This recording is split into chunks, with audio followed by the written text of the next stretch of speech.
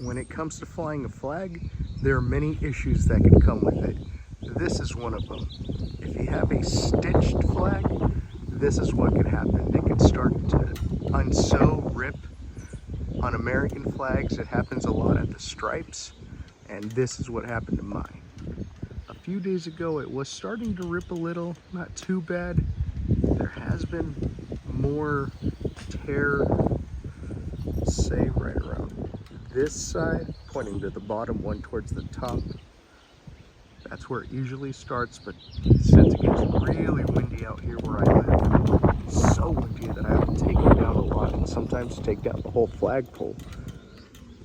Flags just get really worn out from excessive wind. Thankfully though, this is just an easy sewing, easy fix. This flag will be back up and flying in no time, but I will fly a different top Old Glory in the meantime. As I'm taking down the ripped 4x6 foot Glory, this one is the one that I will be putting up next. This one is a 3x5. And this one happened to be made in San Francisco several years ago, which is only about a little over an hour drive away from me. Hence why it gets so windy out here. I'm out here on the Delta, that crazy wind. The thing about this flag is that it doesn't have any grommets. This is meant to be flown on a pole, so it's gonna be a little tricky to get it to fit on that, but I'll figure it out. I'm thinking either a rope to go through this seam here, or I might have to cut some holes into here and get it to fly up there. Of course, you should never cut, burn, damage an American flag on purpose. But when it comes to this, this is just all the way around the pole. I'm gonna have to cut this part right here. Well,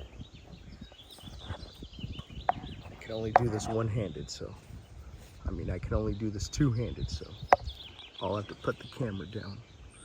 So this operation was a little more difficult than I anticipated, but I got the flag off of the pole now. Had to take the whole pole down to get it off from on top of it. And this is the eagle on top of it, by the way.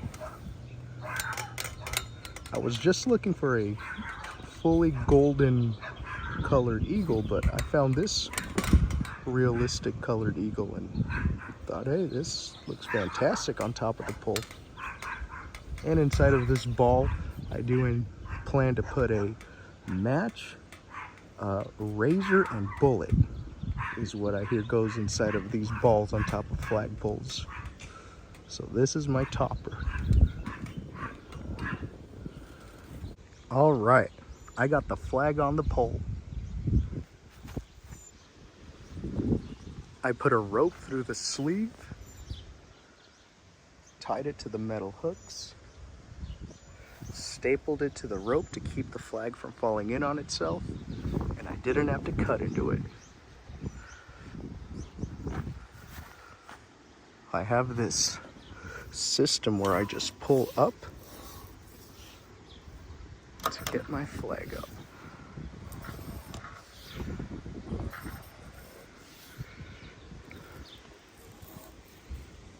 And once the flag is up, I put these two loops through here. That way, if it wants to fall, it won't with this. Tape this hook to here and it works perfect. I can also swivel my pole. Very helpful when it gets windy.